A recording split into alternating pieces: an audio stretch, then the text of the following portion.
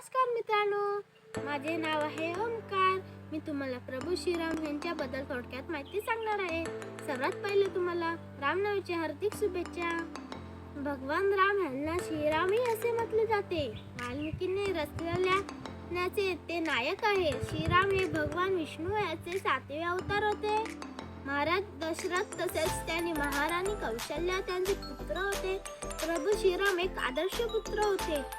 त्यांनी सदैव आपल्या आई वडिलांचे आज्ञे पालन केले. ते सत्यवचन आणि दयाळू होते. ते एक आदर्श राजकर्ता म्हणून ओळखले जाते होते. ते लहानपणापासून अत्यंत शांत आणि शूर स्वभावाचे होते.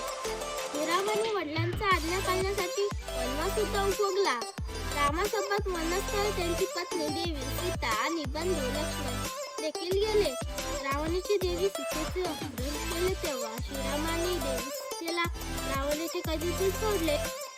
रावणाचा युद्धात पराभव करून विभीषणाला लंकेचा राजा बनवले. आपणाही आपल्या आयुष्यात प्रभू श्रीराम सारखे आदर्श व्यक्तिमत्व ठेवायला हवे. आई वडिलांच्या आज्ञेचे पालन करावे हवे. धन्यवाद.